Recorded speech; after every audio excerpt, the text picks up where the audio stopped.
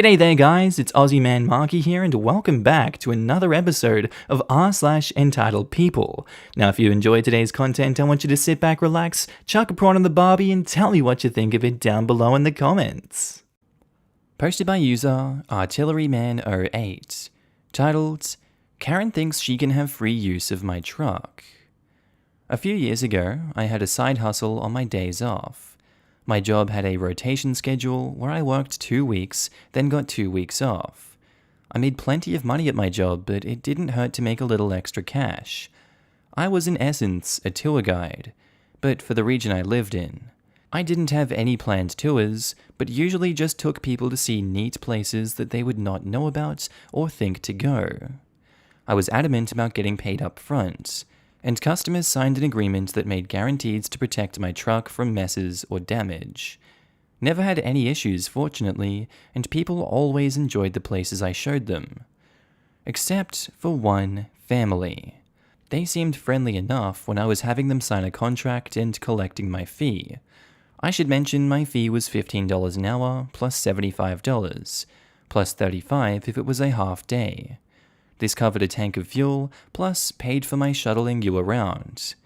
I also kept a cooler with free water and some limited snacks. You were paying for my knowledge of the region, plus knowledge about the area's history and such. Plenty of times I had customers tell me, I've never seen so much cool stuff in one day. You could maybe find something cheaper, but I didn't care. Once money changed hands with this family, the attitude changed too. They began treating me like I was a second-class citizen, but I had their money so I didn't care. I drove them around to some of the most beautiful scenery that you can find. It's rare that people are left speechless by these places, and never have I seen someone not be impressed, until now. Every place I showed them, they just seemed disappointed. One of the places was a ski town popular with a lot of celebrities, not Aspen, and they were just like, it's okay.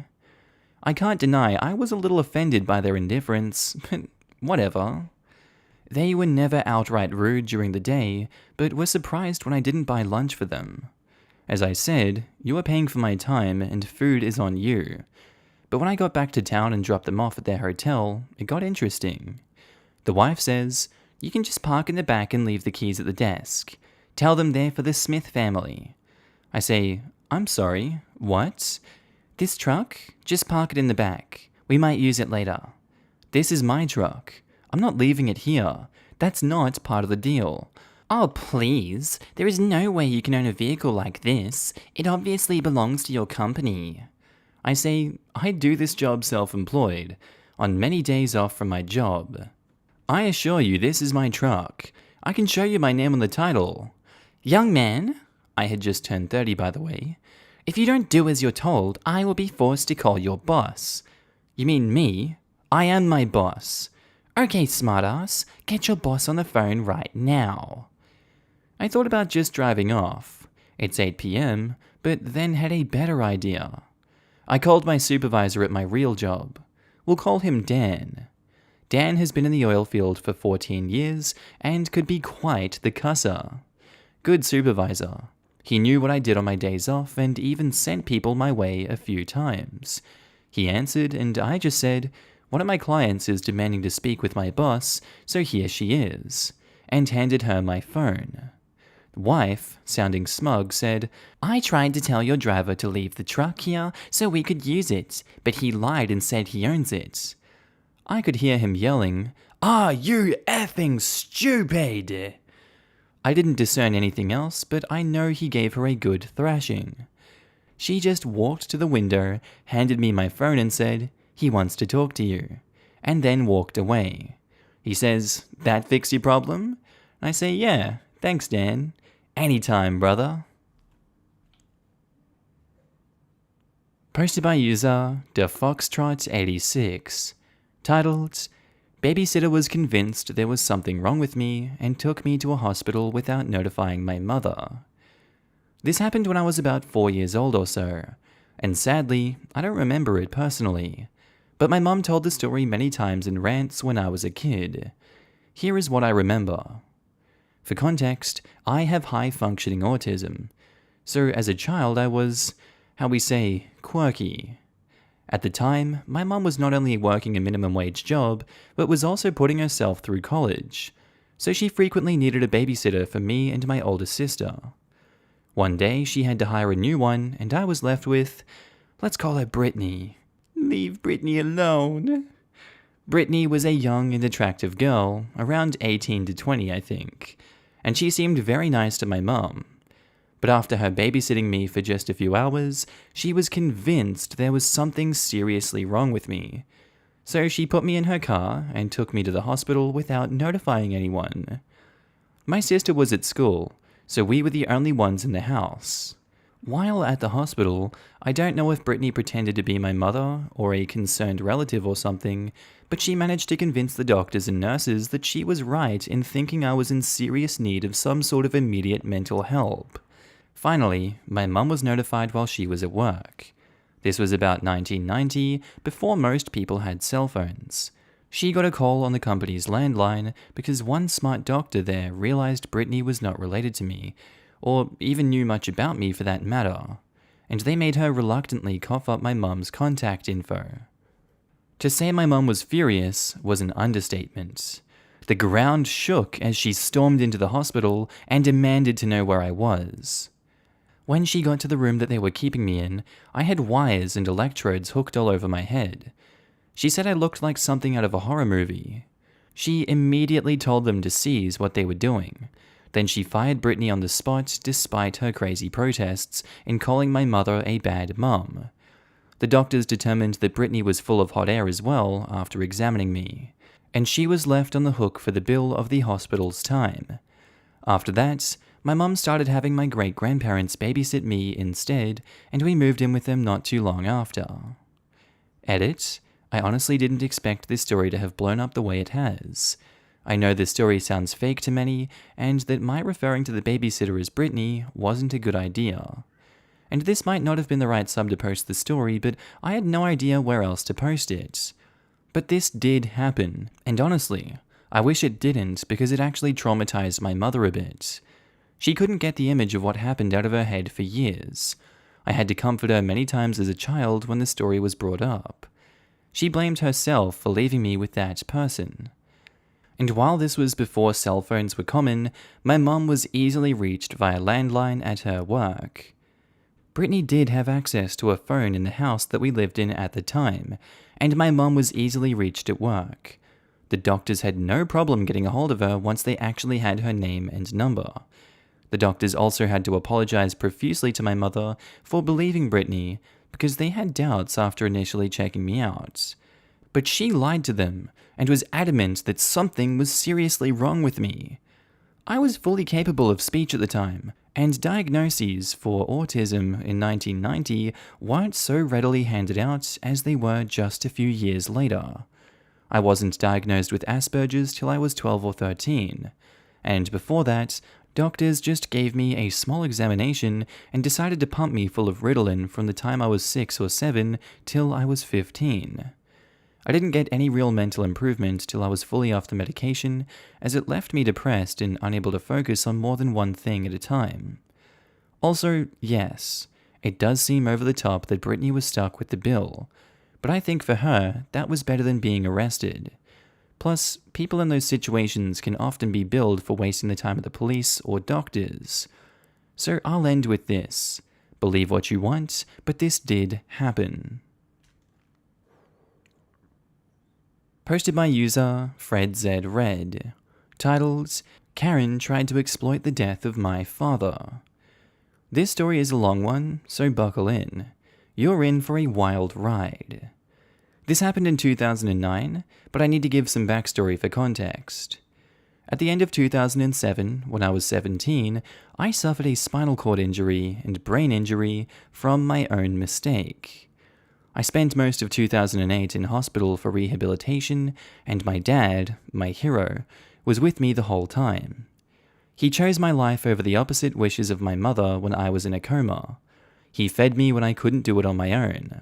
He cried with me when I couldn't understand why my legs wouldn't work anymore.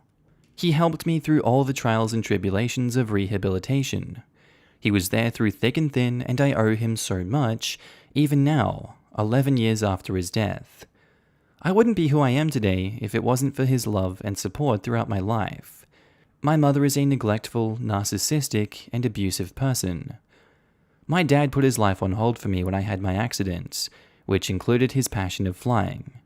He was a skilled and experienced pilot, flying small planes and gliders for many years before purchasing his own ultralight plane in 2007, similar to a glider but without a roof. Around the middle of 2007, he began to build his own house in a large property just out of town. He worked in construction and knew how to build houses, and had friends and family help him finish building the house while I was in hospital in 2008. At the end of 2008, the house was finished and I moved there to live with my dad. I'd been living on my own and working full-time at a local supermarket before my accident, so going from 100% independence to needing full-time care was a hard adjustment for me to make. But Dad was with me and helped me through it. I'm not sure I would have gotten through it without him. In retrospect, I never knew what I had until it was taken away. Like Dad's laugh or his uncanny ability of lighting up a room by just being there. 2009 was one of the hardest years of my life, having to adjust to a life I had never known before, a life in a wheelchair. My dad still had to work, so he would hire a live-in support worker to stay with me while he went away for work. Because he worked in construction, most of his work was around the state, which meant he had to travel for work.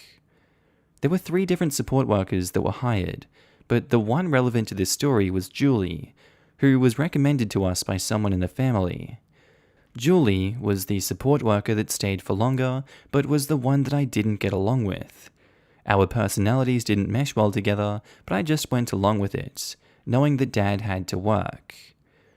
In the middle of 2009, Julie suggested that I submit my story in a magazine, a well-known lifestyle magazine in Australia that pays for real-life stories.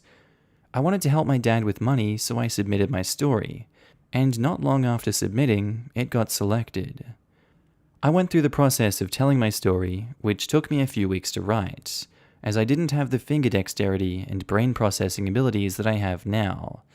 I submitted the finished story to the magazine and waited for their response. They had to edit it to fit their storytelling format. It was to be put in the Christmas edition at the end of that year.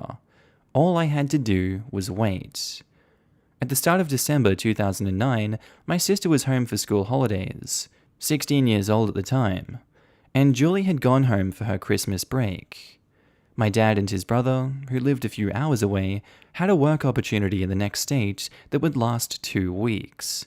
They both worked in construction. I wasn't able to be left on my own at the time, so my dad trusted my sister to keep an eye on me while they were gone. My dad took his ultra-lightweight plane with him so he could fly it in his days off, and also take his brother flying, as he'd never been in a plane before. There was a domestic airport in the city that we were traveling to for work. When they left for work, I never got that cliche moment like in the movies, with the feeling that something was going to go wrong. They just left, and all was well, with Dad calling us every night before bed to wish us a good night. On the 6th of December, he called us at around 7 p.m. to wish us a good night. He said that they were going to take his brother flying that night. Nothing out of the ordinary, we just said goodnight and said we'd talk to him tomorrow. In retrospect, I wish I'd begged him not to go flying. But dwelling on what could have been isn't going to change a thing, which is something that has taken me many years to grasp. I spent too many years thinking of the what-ifs. Then tomorrow came. At 9 a.m., my uncle, who lived about 45 minutes away, stopped by. This was out of the ordinary, as he rarely stopped by out of the blue like that, and then he said the words that still resonate in my mind. "Your dad and your uncle are dead." I wanted it to be a sick joke. This stuff only happens in movies and bad dreams. Not in real life. Not to us. Not to me. They had been flying the plane and it crashed, killing them instantly as the plane hit the ground. Not out of pilot error, simply just bad luck. But it was true. As the realization sunk in, my pain flooded to the surface. Memories of him came with tears. Him tucking me in at night when I was a kid, comforting me when I had a bad dream, telling me it will be okay when I thought my life was over after my accident. But at that moment, I didn't think that anything would be alright again. In the week leading to the funeral, word spread about what happened, and we received many well wishes as people began to make plans to attend the funeral. A few days after their death, I received a call from the magazine. They had heard about what happened, not from the newspapers, as I'd never give them my dad's name, but from Julie. I was furious. I called her immediately to ask why she had called and told them when it was not her place to do so. She told me that she wanted to be paid for her part of the story when it wasn't her story to tell. The most interaction they'd had was the occasional conversation regarding work and the weekly paycheck that he sent to her, so they were in no way close friends. I had still intended for my story to be told, but I didn't want it to be twisted into their own narrative with the knowledge of his passing. He was my hero, and I wanted him to be perceived as such, and not to have my story be twisted into a sob story about my dead dad. And I wasn't going to profit off of his death. He deserves so much more than that. So I told the magazine that Julie was to have no part in the story, and that it was to be written exactly as I'd originally planned. As much as they wanted to use his death to tell the story, they respected my wishes and told it as it was. Still, to this day, I carry rage for what Julie tried to do. Nobody's misfortune and pain should be exploited like she tried to do. The title of the article was All for Dad. I am in a much better place now that I have washed away the guilt and the what-ifs. There is a hole in my life in which he should fill, but my pain is numbed by the fact that they didn't suffer. I miss my dad and I think about him every day, but I'm thankful for the time that we had together. Rest in peace, old fella. Posted by user Ms. Finch87. Titled, Entitled Wedding Guest. So I was so frustrated by my sister-in-law's behavior regarding my wedding that I ended up reading a whole collection of posts on entitled wedding guests and realized that she fit right in with those. My partner and I decided to ask his niece to be a junior bridesmaid so as to avoid problems with family politics. The first sign of drama was when her mother, my sister-in-law, suggested that I make her my junior maid of honor, because she had a special relationship with me. More so, apparently, than other junior bridesmaids. This was news to me, and what the F even is that? Then I was asked to give her a job to do, so she felt important. I wasn't keen on this because of the added complexity, but nevertheless figured something out to avoid problems. A couple of months down the track, when nothing had been done, I queried it, and was told that she was completely overwhelmed and suffering extreme anxiety, and the burden I had placed on her was unfair. The job? Choosing from a selection of 3 different earrings for the junior bridesmaids, which I had confirmed with her mother was appropriate before asking. Oh my god. I apologized with a lot of eye-rolling, and withdrew the job. I was then accused of not making her feel important enough. I was then asked by my sister-in-law if I could arrange to have robes for my bridesmaids because her daughter wanted them, and it was specified to me what slogan should be on them. I was livid and refused, but then was told that sister-in-law would buy one for only her daughter if I wouldn't do it. So I went out and organized the robes so that I wasn't faced with a situation of 2 other little girls sobbing because they missed out, and that brat prancing around rubbing their noses in it. And also so I didn't end up with a tacky slogan designed by an 11-year-old. Then we got to the food. His niece wanted McDonald's at the reception. I explained that this would not be possible, that the restaurant would not allow external food to be brought in. And frankly, neither would I, because unless a guest has a medical issue, it's just downright rude. I was told that she had to be allowed to get McDonald's because that's all she'll eat, and she couldn't go hungry. Oh, boo-hoo. I told her it simply wasn't possible. Sister-in-law then threatened not to attend the wedding if we couldn't accommodate her daughter. I removed them from the bridal party and told them where to go. The response? So, what are you going to do about the food? Updates. The The wedding hasn't happened yet, so I foresee more dramas before it does, and I will update as it does. She has been told that there is no room to move on the food, and to deal with it herself. She's also been told not to sabotage it for the other junior bridesmaids, which is something I'm worried about now that she will see that her daughter is actually excluded from the whole thing. I also think that the crap will hit the fan when it becomes clear that they are still getting all the party favors. I doubt they will come, and I don't think she had any intention of attending unless her daughter could be the center of attention. It really is like her daughter is the bride with all the demands. I would uninvite her myself, and have been harsher earlier, but she's my partner's only living close adult relative. He has his kids, but they're children, so it's different, and it's important to him that she attend. He has been through a lot in the last couple of years, and it's important to me that I look after him and that he's happy, so I'm happy to take on the burden of dealing with issues and to make sacrifices, to a point. The junior maid of honor situation was particularly appalling because if anyone would be promoted to that, it would be his daughter, not his niece. But still, WTF, I've never even heard of such a thing. Sister-in-law is extremely entitled and thinks the whole world revolves around her, and I think she's teaching her daughter the same thing. There was another incident with the dresses that I had completely forgotten about. I did not want traditional bridesmaids, so I had told everyone that they could choose a dress that they really wanted, pursuant to coordinating it with me so it was appropriate, and they all worked together. I was also happy to pay for the outfits because I really don't like the expectation that people participate in a wedding pursuant to my requirements and have to spend their own money to do so, especially when it's an expensive wedding. I said 3 things: no navy, no one shoulder, no splits. Sister-in-law, also a bridesmaid, without checking with me, went and bought herself a one-shoulder navy dress with a side split. It clashed with my sister's dress, the actual maid of honor, and the junior bridesmaid dresses. My mother, sister, and I spent hours and hours reorganizing the other dresses to make it work. Not just to match her, but because she looked like the damn maid of honor instead of my sister. We also ticked thousands of dollars up against a wall doing this.